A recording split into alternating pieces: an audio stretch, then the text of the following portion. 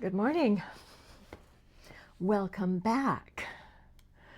I am in the midst of my morning wake routine and wanted to summarize from the previous video and the reason why I am at a hotel investing in some self-care and taking advantage of some comps to receive some social, emotional well-being.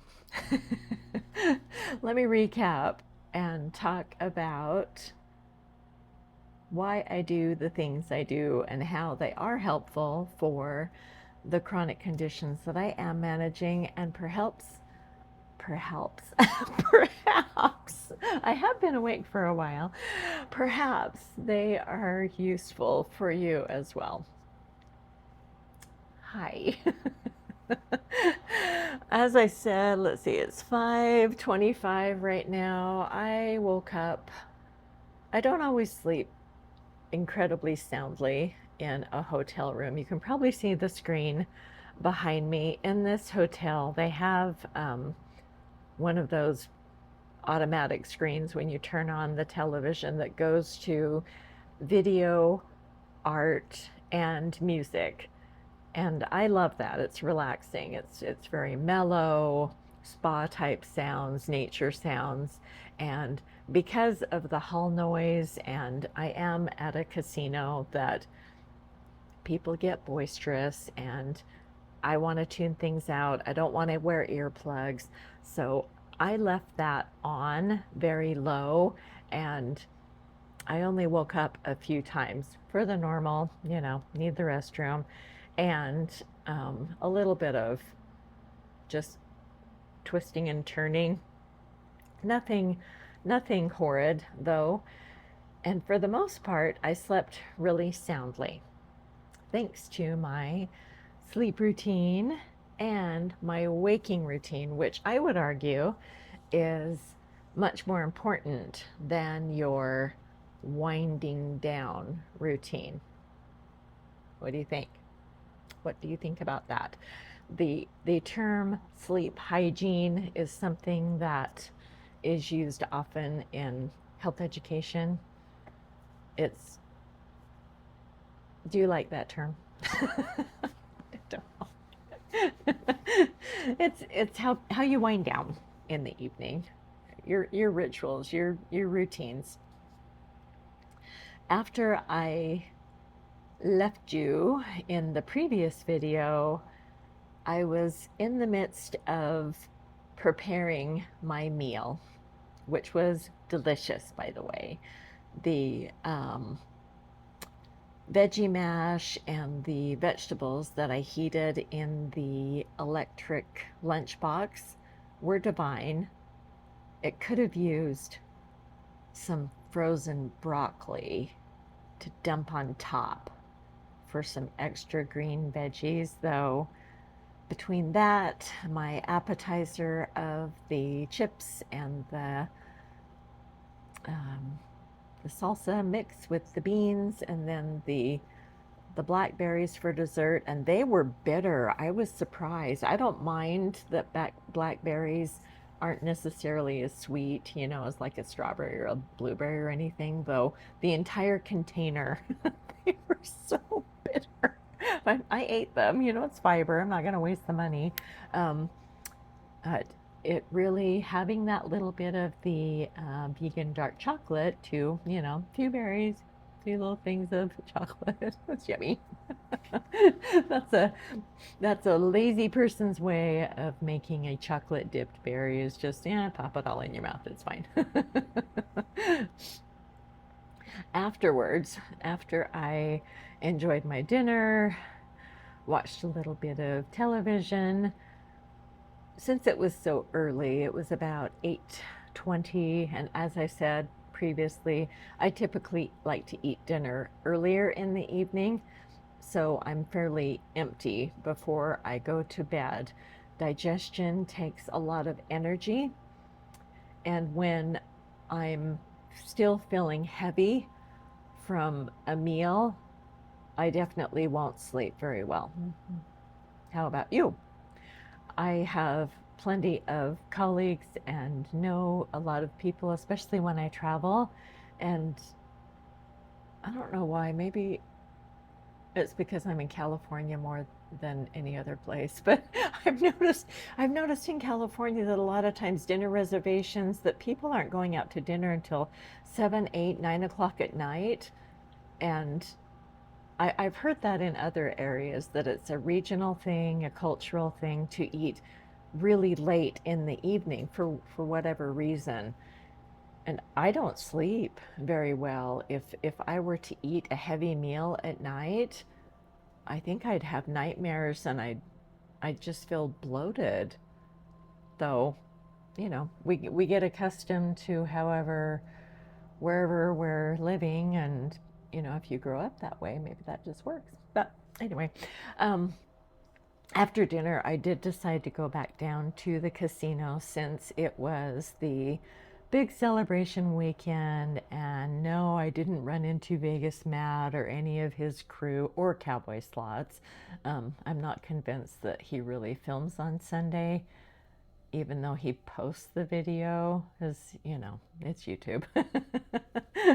But it was fun nonetheless. I didn't want to gamble a lot, though, since it was a 6 times comp, and that's how I scored this lovely room for free. No extra charges, no hidden fees. I'm in a very small border gambling town called Wendover, and this is, as I mentioned in another video, if you didn't see that other one, this is the biggest gambling town outside of Salt Lake, Utah, where I live, that that I go to often, and so I have player rewards and comps and that type of thing. Which, yay! I am on a budget, and I like scoring deals, especially when it's for my well-being. I love little jaunts and outings, and after I went to the casino, which I decided I was only going to spend $60. I had three $20 bills, and I ended up flipping that into $150. Yay me!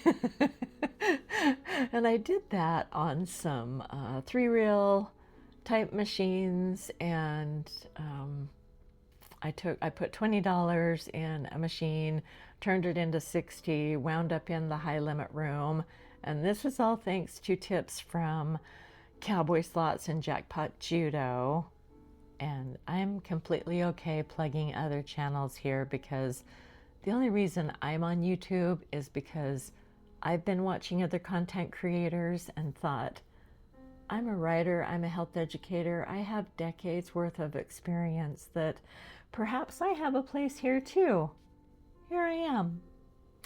Though the tips that I've learned from those other content creators have made me a smarter gambler, and I choose games differently based on their knowledge, and I read the game rules, and I'm still having a great time. And yes, I still lose, though. I, after dinner last night, went back down, took that $60, played just a few machines, and found a $5. It was a triple diamond deluxe or something like that, and it was a $5 machine, though I just played one coin. It was a 2 coin max bet, and I just played the $5 and wound up turning that 60 into 150. Did a little backup spin, cashed out. Yay! Very happy with that. When I got back, then the Epsom salts that I shared and I showed in the other video, because this room has a much deeper tub than I have in my humble historic home in Salt Lake, I really like to have a deep soak. When you can really fit, you can sink in. And the reason I use Epsom salts, if you're not doing this already, one of the conditions that I'm managing is osteoarthritis. And the pain, the creakiness, the inflammation those are the symptoms that I manage in a variety of ways. And one of those ways is by soaking in Epsom salts fairly regularly, about 2 or 3 times a week, and oftentimes at home because I don't have the deep tub and it gets awkward. I will use a foot bath because the Epsom salts are being absorbed through your skin, our body's largest organ. Our skin is an organ. Did you know that? And we absorb the minerals from the Epsom salts, and that is why you can feel the relief from muscle aches, from soreness. It helps to manage feelings of muscle fatigue, and it decreases inflammation. At the end of a really long day, when I'm out in the field juggling multiple jobs, on my feet a lot, I haven't had a chance to elevate, which is another thing I do. It's important to elevate. Soaking my feet in Epsom salts, it gives me that revitalized feeling that's just as enjoyable as when I'm able to have a deeper soak. Now, I'm not going to say it's better or worse. That's all, up to you. It's all based on perception. For convenience, at home, a foot bath. It's great. In a smaller foot bath, I would only put maybe, a third, half of a cup of Epsom salts, and it would be plenty. You can adjust it, based on your own preferences. 2 cups in a large bath is optimal for me. And if I'm ever at a larger resort style room, such as when I'm in Las Vegas and have a really deep soaker tub. My last trip, I had a lovely room at Caesar's Palace that actually had a jetted tub, and I took an entire 3-pound bag of Epsom salts and used in that, and it was absolutely divine. So there's the why of the health benefits and how that works for me. And they're so inexpensive. Often when I have a credit on Amazon, and you can find them at any grocery store, drugstore. Epsom salts are really easy to find, though I've noticed that oftentimes on Amazon I can find them at a discount, and when I have a credit, then I invest and score on those items that are my self-care treats. I also showed the facial mask, those little packets. And again, those are items that I bought that one at the dollar store. They're incredibly inexpensive. And if you're concerned that the dollar store items aren't great, and yes, look at the labels, look at the dates, any of those items at discount type stores, even at a high end, when I shop at Trader Joe's, Whole Foods, places like that, I always check the dates to ensure that it's easy for items to get missed. People at the stores are busy when they're stocking. There can always be errors wherever you go. The masks at the dollar store are often really terrific, and the second you open it, you can smell if something feels off, and if I ever am kind of questioning and it feels like, oh, I better test it, you can just dab your finger into the liquid that's on the mask and then just test it on, maybe on the inside of your arm, on that sensitive skin. Give it a moment and just see if there's any sign of sensitivity or tingling, or test it that way. I didn't have any negative side effects. It was wonderful. So after my bath and then washing my face, hopefully you're already doing this for exfoliation, a really inexpensive way to do that. You can see my little coffee pot back here, and you know how they give you the little packets of the dried creamer and all that type of stuff. I throw that away. Though the sugar packets, I never throw these away. I don't eat them. But what I do is I use the sugar. This one's kind of a rougher granule, that I use to exfoliate my hands when I'm washing my hands. I live in a desert, and my skin, part of it being a mature adult, is very dry. So I can easily have dry cuticles and just scaly, mature skin. Needs to be exfoliated. The little sugar packets are great to do that. I had a couple of other sugar packets that were available from the coffee station downstairs that was that really fine grain sugar. And I have exfoliating tools and all sorts of yummy little brushes and that type of thing at home. Though when I was just packing for an overnighter, I just bought a couple of bags and didn't want to bring my entire beauty case. I've got an oatmeal soap that sets up my face, and then I just put the packet of that fine grain sugar. So it's 2 little packets. That's just enough. It's just like this little tiny hill of sugar, and then mush that onto my face. And it's a gentle, lovely way to exfoliate. That is how I prepped my face before I put on the mask. And while I was enjoying the mask, because I had been out and about and I was wearing boots yesterday that did have a small heel, and because I have artificial hips, I stray away from anything that has much of a heel. And when I do choose to use them, I know that it will be in my best interest to be sitting most of the time, because just that added angle throws my hips off and creates achiness. Because I chose to wear the boots and I was walking out and about, I sensed that, yes, it was time to then undo some of the, I was going to say damage. It's not damage. It's, I made a choice. I made a choice to wear some really pretty boots with a little heel that I felt achy. So I wanted to feel better. The Epsom salt soak helped. And as I was relaxing with the facial mask on, then I laid down and did the L stretch. So if you imagine, here's my legs sticking up, and then the bend of the torso, laying right here. Here's my head.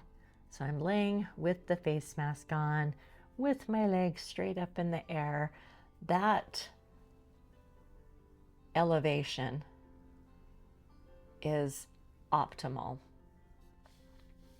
If you're not able to do that type of a stretch, as long as you're able to elevate your feet and knees above the level of your heart, that is how we want to elevate our feet and our legs at the end of the day, in order to encourage that lymphatic drainage back through our system.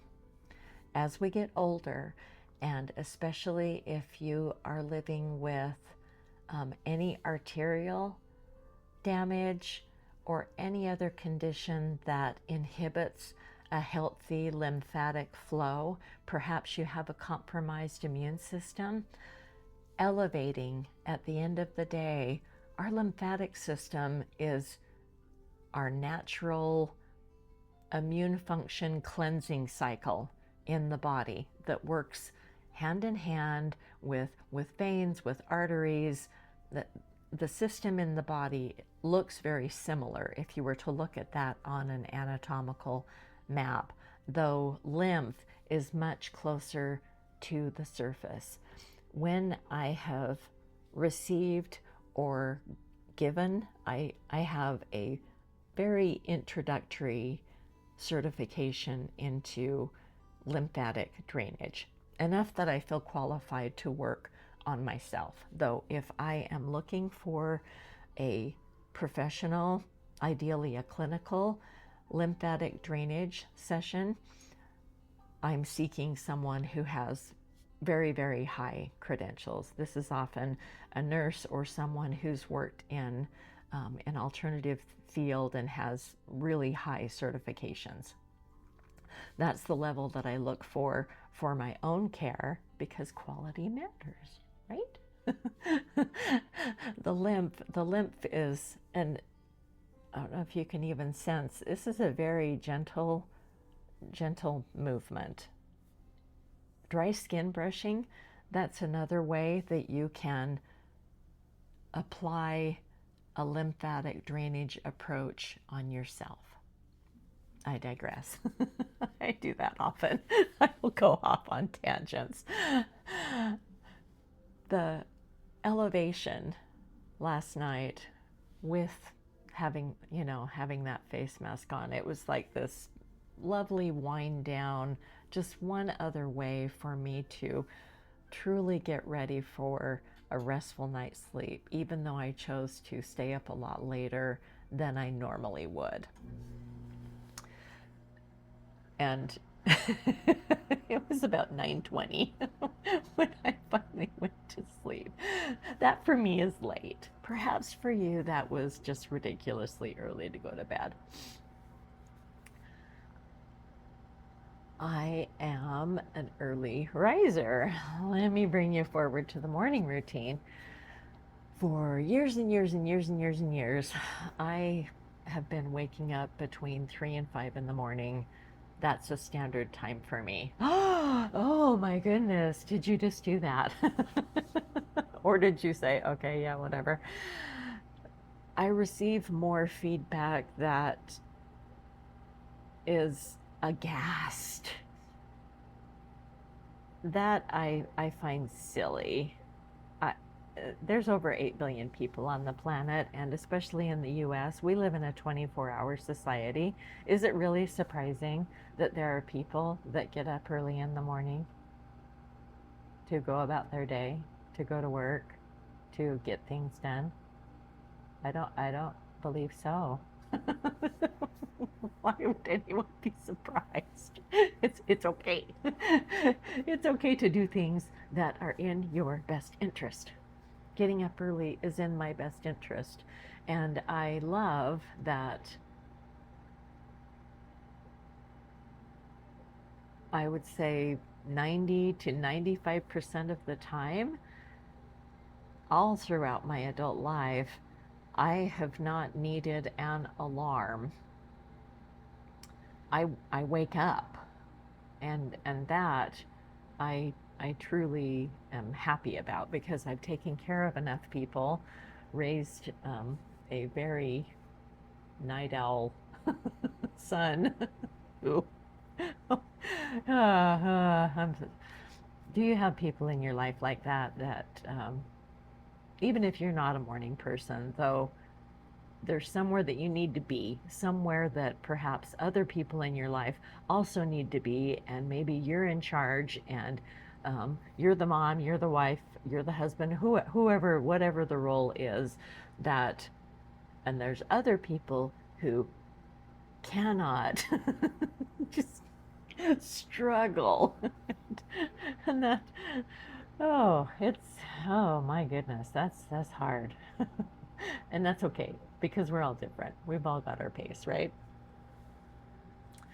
My my morning routine, even though I had a couple of moments in the night where I was, needed to get up and go to the bathroom, heard some noise from the hallway, that type of thing. I slept fairly soundly and woke up at about 3:18, somewhere in there, and puttered around. My my morning routine is fairly static because I have a modified routine that varies based on whether it's a Saturday, Sunday, or my general work week when I'm in my corporate job. I have I have side gigs. I have my own business. I have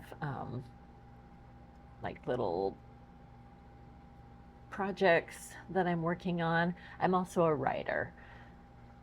With every day, I have my to-dos in my mind. I also use paper because forgetfulness, oh my heavens. I memory, that has been a big challenge. How's your memory? I was thrown into a bit of an early menopause, and my doctor had warned me um, many moons ago about how to best prepare for perimenopause, menopause, and because I had a health crisis in my mid 40s, that oh, took me on a deep dive of weirdness. It also threw my body into an early menopause, which was unexpected. My doctor was also surprised, only because my grandmothers didn't go through menopause until they were in their 60s. That is what I was expecting, just based on genetic and bloodline, that type of thing. The brain fog from that and other conditions really overwhelmed me, and taking advantage of any tips, tools, resources, I invest in all of them. And of course, just doing the basics like keeping notes, post-it notes, using my gadgets, calendar reminders, those type of things. Memory's been tricky.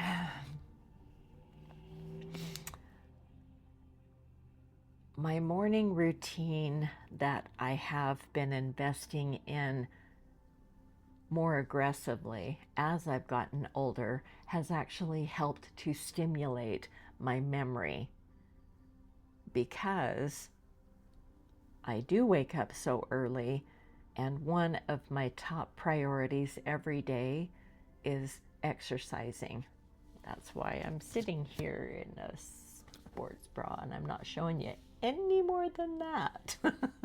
This isn't a beauty channel. This isn't a fitness channel. This is a health education channel.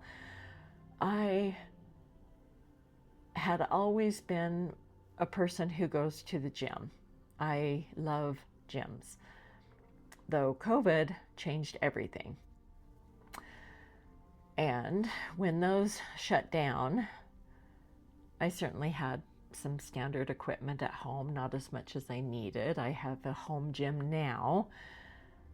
It completely changed how I work out. I do walk, I do enjoy outdoor fitness, hiking. Having artificial joints and arthritis changed the way I moved and the way I worked out as a younger woman, and I have modified and will continue to modify my workout as I grow older because the conditions I have are degenerative. That's another reason why I invest heavily in self-care, because as we know, with conditions that take us on a decline, we can receive treatments, we can have surgeries like joint replacement, though these are measures that are to put a expensive band-aid like joint replacement. I can walk now. It's wonderful.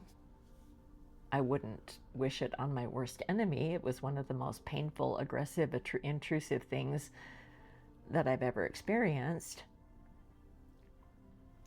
And I'm grateful because I can walk. It's given me relief. Though it's not designed for me to get better. This isn't like a flu or a cold or viruses, things like that you can get better. Arthritis, I have Hashimoto's disease with my thyroid. The conditions that I'm managing are going to get worse or stay static. That is the number one reason that I invest so heavily in self-care, because I can keep things on an even keel or slow down that degeneration. Degenerative? Yeah, degeneration. Decline. I can slow that down. And that's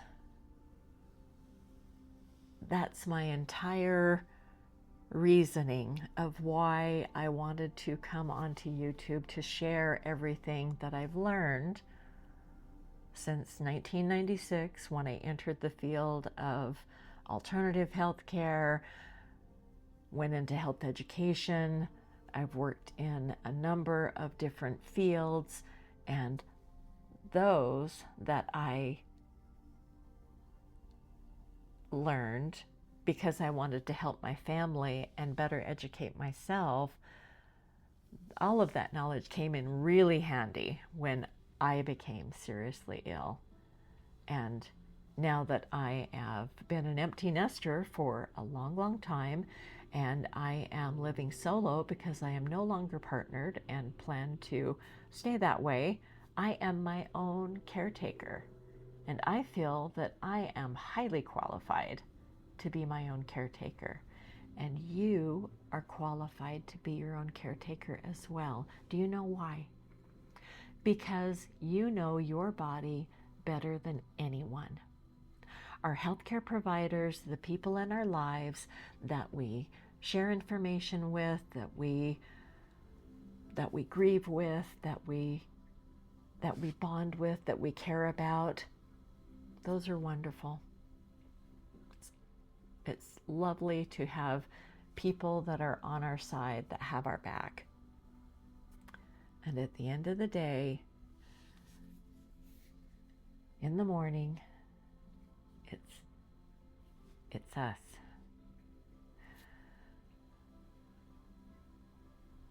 I enjoy my own company.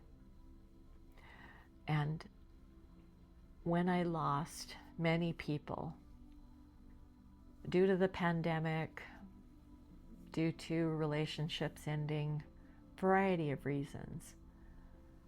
And as mature adults, that happens more often.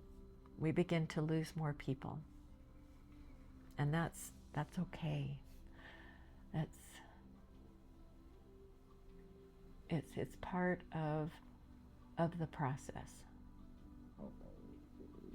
It's sad. It's painful. And there is a time to move on. As long as I am still here and have time left in my life, I am going to do my best to take care of myself. That is an art and a freedom, and I'm very grateful that I have the education, the know-how, and the desire to do so, and to help others along the way.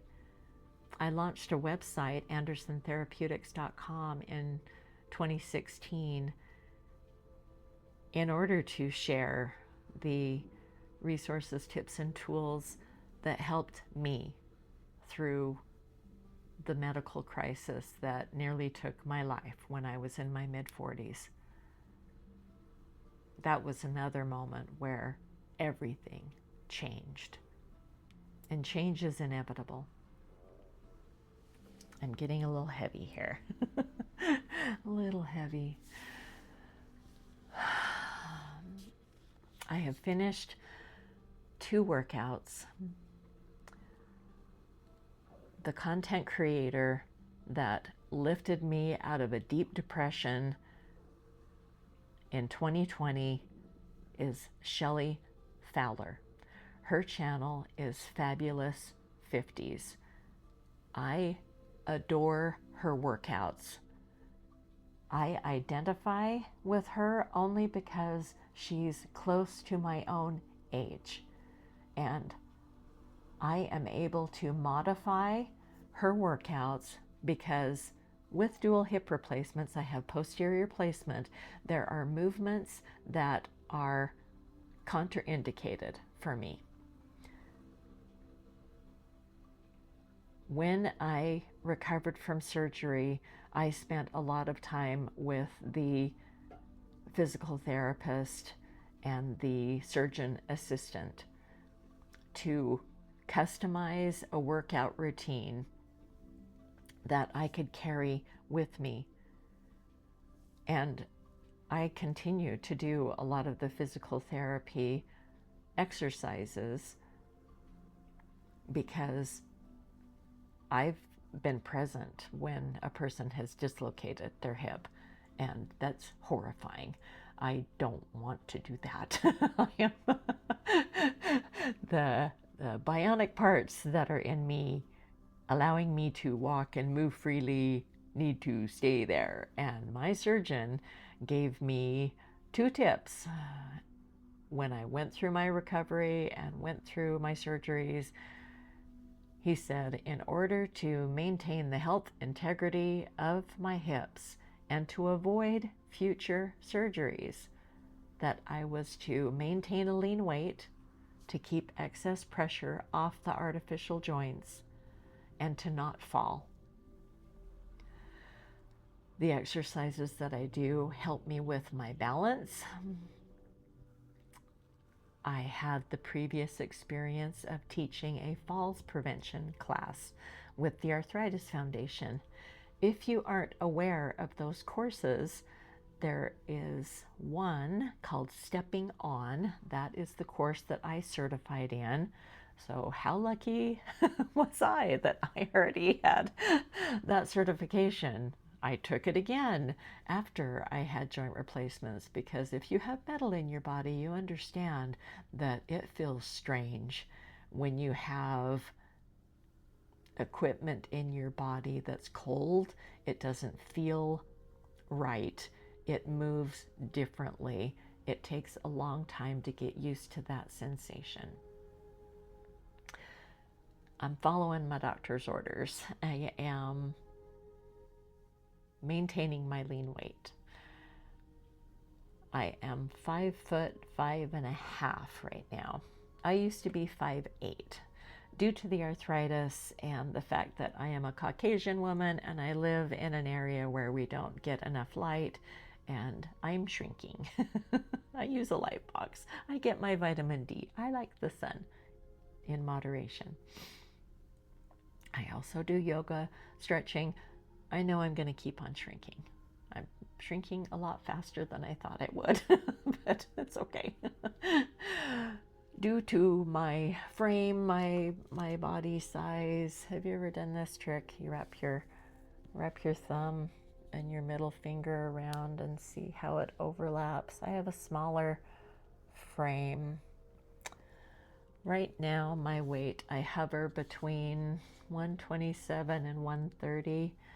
That's a fairly good weight for my frame. That's very personal, and that's something for you to be discussing with your doctor. Your ideal body weight is up to you. I do know from the time that I worked with the Arthritis Foundation, here's a sobering fact for you. 5 pounds, just 5 pounds of excess weight can place up to 25 pounds of pressure on a joint.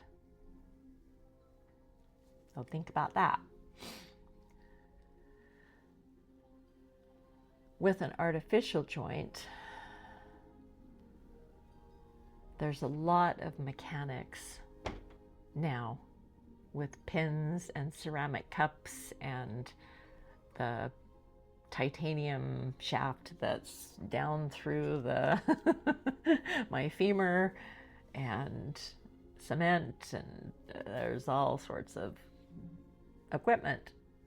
Do you have metal in your body?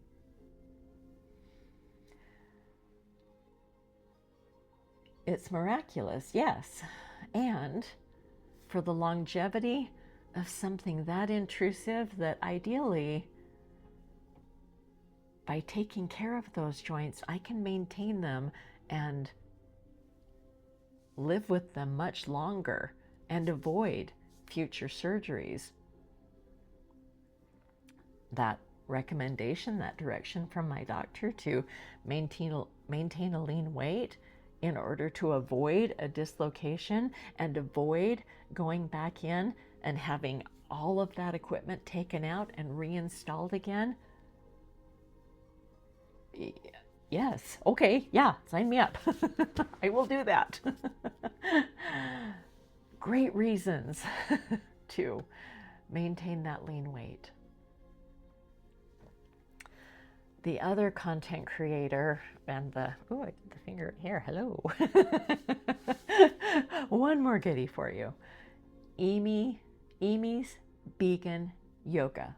I'm going to link to both of these content creators.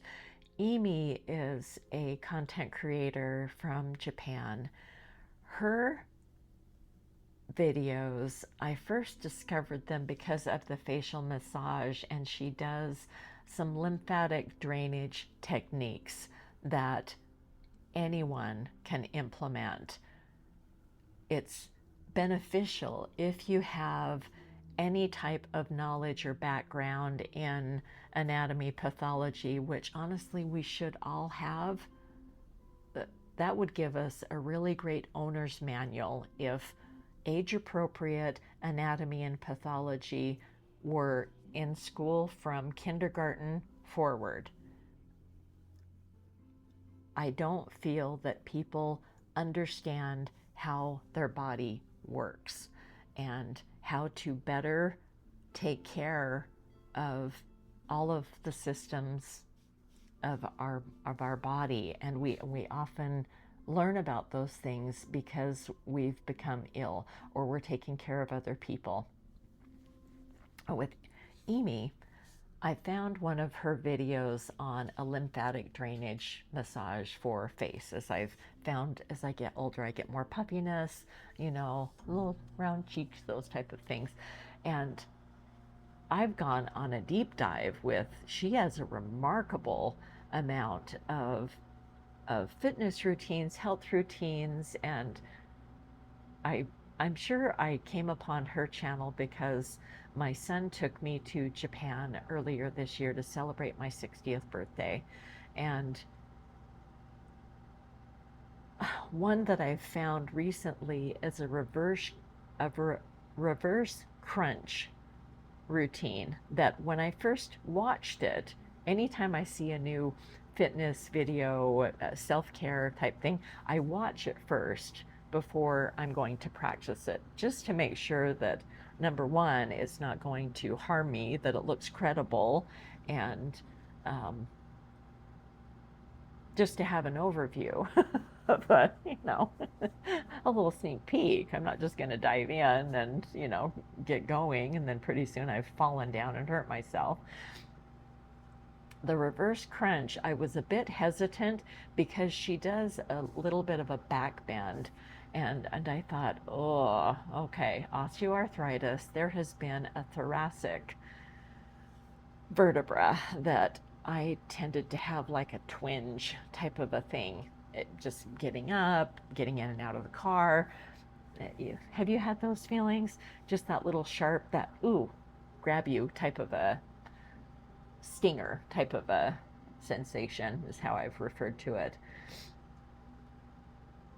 The first week, I gave myself at the intro of her video, she talks about a research study that a Japanese, I believe it was a Japanese news channel, studied 2 groups of people, and they were encouraged to either do a standard crunch, the ones you lie on your back, or this reverse crunch, and the results for 2 weeks. And after watching the video a few times, then I thought, okay, well, I'm going to be gentle with my body and I'm going to try it for 2 weeks. That twinge in the middle of my back, it's gone. The healthcare practitioners that I see for body work, acupuncture, cranial sacral therapy, Reiki. I've been working with them for years, long before I had joint replacement. They know my health. And when I received some follow-up care, I had told them about that routine and my experience. And they were astonished because they could see and experienced the results from a healthcare provider's standpoint. So, I mean, how I feel is more important than how I look. Having the benefits of a lighter frame, that goes much deeper than you know, whether I look cute in pants or anything. That doesn't. I'm, as a mature woman, I am. My focus is on the internal markers and aging well, and that goes much deeper than my outward appearance, which is why in my videos I'm not going to wear hardly any makeup. I'm not worrying about I want to comb my hair. I don't want to look like a complete hobo, though. I am here to talk about health, wellness, aging well. I've talked longer than I intended again. But this is natural for me. This is my style of conversation. I thank you for watching. I'm going to put my website in the description, as well as put a couple of videos for Shelley Fowler and Amy. I encourage you to check those out. Give this a thumbs up. I am new to YouTube. This is a new channel, and we know that thumbs up and subscribing matters a lot if a channel is going to grow, survive, and get found by other people. I'm learning all about this algorithm and how all of this stuff works. I hope this was useful, gave you some ideas on how to better care for your health and well-being to age well. And I will see you next time.